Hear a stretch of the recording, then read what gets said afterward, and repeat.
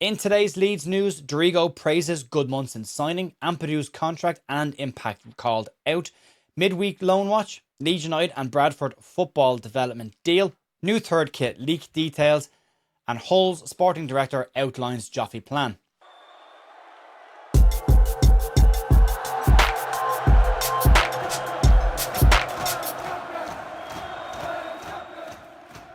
Hey folks, welcome to the Leeds View, Wednesday the 25th of February with your Leeds United news. Jerry here. I hope you're having a good week so far. There's a bit of stuff to get stuck into. It's lots of stuff kind of all over the place at the moment. Some stuff on kits as well as development pieces as well. And definitely a big story on Joe Gelhardt's future or plan for him as well. You can check out last night's podcast if you want it as well. Myself, Jerry and Paul had a little look back at all the drama floating around as Leeds United's exes in Jesse Marsh and Big Sam continue to fall out with each other online. So you can check that out in the chat around that, as well as talking about what Leeds have done last weekend and where we are with the remaining fixtures coming towards the end of the season. We'll link it at the end of the video. Also, just let you know, OK Jersey have an 8% off code.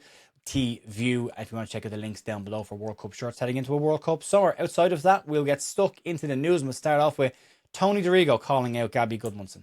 Any praise for a left back from one of the players who did it at his absolute best is always great to see. And Tony Dorigo is a fan of what Gabby Gudmundsson has brought to Leeds United this season and has called him out as one of Leeds United's best summer signings. Dorigo believes that Gudmundsson has added a huge amount to this Leeds United side and believes he will be here for the long haul. And he's been one of Leeds' most successful summer signings. And the longer this season's gone on, the players that came in the summer for the most part have all looked very much at home in the Premier League. Gudmundsson's defensive attributes have been called out by Dorigo, as well as his calmness under pressure and his ability to deal with Premier League level wingers. All of that has added to what has been described as the best left back since Tony Dorigo did it. And Dorigo described those claims as lovely to hear, but there has been a few others in between. And speaking on Gabby Gudmundsson to Leeds Live, Tony Dorigo said the following: "He's tenacious defensively, which I was. I'd love to get forward and deliver those crosses, and that's what Gabby does as well. I just think left back has been a problem position throughout the years, and it hasn't been one that we've had plentiful of players that you can just reel off, which is why when someone like Gabby popped up, you're like, oh, great, at last."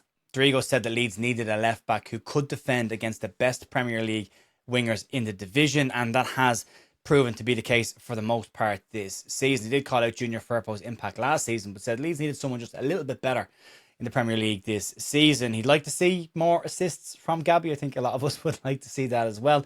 But he did point out that he believes that that will come, that he's getting there into the right areas, he's delivering good crosses, and those assists and numbers will start to come. But don't take away from the fact that he has added a massive amount to Leeds defensively, and the fact that he pushes on attacks as well, that does push back wingers and fullbacks. So all of that's been really, really important. Let's talk about Ethan Ampadu. Ethan Ampadu's contract expires at the end of next season, and a decision on his future from the club's perspective has already been made. Leeds United are said to be planning to open contract negotiations with Ethan Ampadu in the next couple of weeks. And I can hear you saying already, why the next couple of weeks and why not now? Well, Leeds United's divisional status will have a huge amount to play into this. Leeds will need to be in the Premier League to offer Ampadu the type of contract that they want to try and tie him down to a more lucrative deal for the player as well. And there are plenty of clubs starting to surround Leeds United who have interest in bringing Ethan Ampadu to their clubs come the summer. But lots and lots of people have been talking about Ethan Ampadu recently, and rightfully so. And pundit Micah Richards is one of them. And he's hailed the impact and the brilliance of Ethan Ampadu over the course of this season. It points to the fact that he only cost Leeds £7 million when they signed him from Chelsea. And Richards had the following to say when speaking about Ethan Ampadu after the Aston Villa game. "Can we talk about how good Leeds were?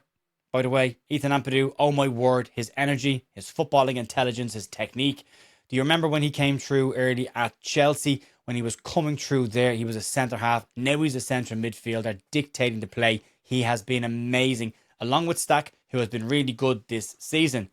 Ampadu is definitely high up on the list of players that are pushing for a player of the year nod come the end of the season for Leeds United. I personally think he's gotten better and better and better as the season has gone on. He has grown throughout the season, and he is such an important player to Leeds. And you can now understand why Daniel Farke's season is such a vital part of his team and has so much trust in him in the middle of the park. He's a major factor in Leeds United's performances and results so far this season. And again, go back to the fact that we only paid £7 million for him from Chelsea. It has been an immense bargain. And we talk an awful lot on this channel, and everyone talks about it online, about keeping the likes of DCL fit for the remainder of this season. But that man, Ethan Ampadu, will be a hugely important player if Leeds United are to maintain their status in the Premier League by come the end of the season. And we need to make sure he is kept fit and healthy throughout the rest of the year. Let's get into the midweek loan watch. Joe Gelhardt started for Hull City in their 4-2 win over Derby County. Managed to grab an assist before going off in the 82nd minute. Harry Gray started and played 90 minutes for Rotherham as their slump continues, losing 1-0 away to Bradford City. Rotherham are now second bottom, 5 points off of safety.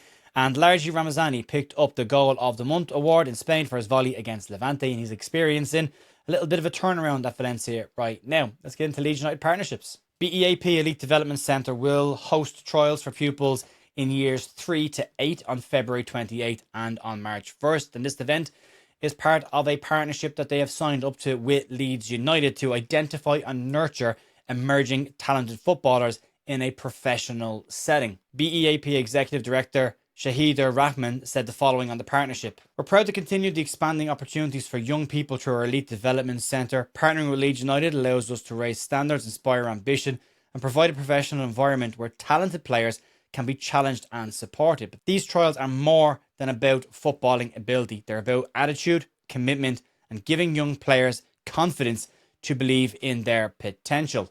Over the past 12 months, Leeds United have continued to sign new partnerships with youth organisations, football clubs, as well as associations, which are all part of this increased focus that Leeds seem to have on the academy. And that will be a massive benefit for Leeds over the longer term future of the football club, and how much money you will save from developing your own major talent rather than having to buy it in every single season. But it's great to see it for the community in the areas as well that Leeds United are reaching out and signing up these partnerships. And it's great for the kids to get a chance to experience this with Leeds United's coaches. So well done to them, and it's a really good one to talk about. Let's move on and talk about Leeds United third kit leaked details. It is that time of the year, and at this stage we get some more information about potential Leeds kits for next season, and usually they come from footy headlines, and this one is no different at all. We've got a little bit more detail coming out around Leeds United's potential third kit for next season. This is not it on the screen, by the way. This is just an artist rendering. I'll give you some detail on what it is. We've a little bit more detail on this now and what's planned for next season. And Leeds will continue a trend over the last couple of years, kind of, I suppose, in a little bit, as having a dark third shirt. It won't be quite black, but it will be grey. And footy headlines say that Leeds will debut a dark grey third kit next season. Only the second time that we've had grey. The other one being the carbon grey from the 2019-2020 promotion campaign, which is a lucky shirt for us that season. They say the shirt will feature abstract print designs referencing iconic city monuments to try and bring a unique visual identity to the club. You have to love marketing speak when it comes to designing shirts. It's interesting. But the actual design hasn't been shared just yet. It hasn't been leaked. So this is definitely not it right now. This is possibly the colour, but nothing else, because this picture on the screen doesn't have any iconic Leeds monuments pictured on it right now. So more to come. But we do know the Adidas kit will feature the new template, which shows the thicker Adidas 3 stripes on the sleeve, and they've been visible in Adidas's World Cup shirt launch, as well as in the MLS designs that have already come out for their new season as well. So a couple of renderings on screen now that you can have a little bit of a look at and see what they will look like next season. Leeds have got a couple of jumpers and tracksuits in the club shop at the moment that have those thicker Adidas stripes, which will be the first time that they've done this as well. But Adidas tend to stick to a pretty uniformed template when it comes to shirts. They just changed the print on it to make them look a little bit different. But we do know we'll have a trefoil logo for our second strip next season. That kit that's floating around, lots of people have purchased the knockoff version of it, which is really nice. Not exactly confirmed to be the kit for next season just yet, but pretty close to it. Let's move on and talk about the main story today, and that's Joe Gelhardt's future at Leeds. Hull City's sporting director, Jared Dublin, isn't hiding the fact that he wants to keep Joe Gelhardt at the club next season, but does admit that there are some moving parts to this one, and they will have to maintain a wait and see stance on this until the season is over. Gelhardt's clocked up 11 goals and 4 assists so far this season. All of that included in the fact that he did miss a chunk of the season as well through injury, but he's been a really important player for Hull City in their drive to try and get promoted to the Premier League next season. Hull's transfer embargo is expected to be lifted at the end of this season, and at that point, a conversation between Leeds, Hull and Joe Gelhardt is likely to be had. On Joffy, Dublin had the following to say on the factors in this. Division being probably the most important, and with Joffy in particular, where Leeds are, should they maintain Premier League status or come down, so there's lots of moving parts. But on the Joffy one, It's very clear. I've been very vocal. The chairman, the gaffer, Joffy knows how much we love him, how much we value him, and how much we would love to see him continue his Hull City story.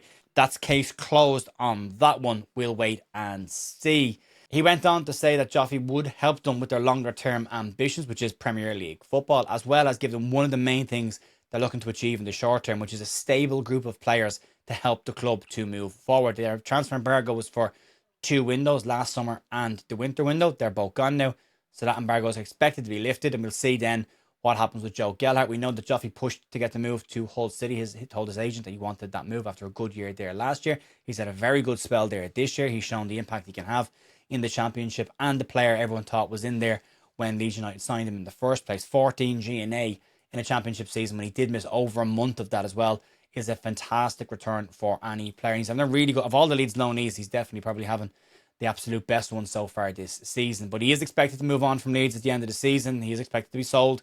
He'll have 12 months left on his deal come that stage. And at that point, he's likely to move on from Leeds United. So there is other interest. Middlesbrough were said to be keeping an eye on him as well. Coventry had a little look at him. Ipswich as well. So the better a season he has, the promoted sides will likely be having a little bit of a look at him. And maybe sides that even go down might want to have a little bit of a look at Joe Gelhardt. Again, the fact that he's brought in so much G&A so far this season already could be an important player for somebody next season. Folks, as I say, last night's podcast is available. Myself, Jerry, and Paul having a chat about the week of Leeds United. We'll have the podcast tomorrow night out as well as a reaction to Daniel Farke's press conference, which I think is tomorrow now. I don't know anymore. I keep saying they're Wednesday and then they're not Wednesday, so it'll be over and big up once I get the confirmation on that. You can check it out if you want, and we will have a watch along for the game this weekend that you can check out. Predictions on that, I will probably let you know tomorrow about the predictions. They're not out just yet, and we'll see where we go from there. Outside that, enjoy the rest of your day. I'll talk to you soon. See you later. Bye.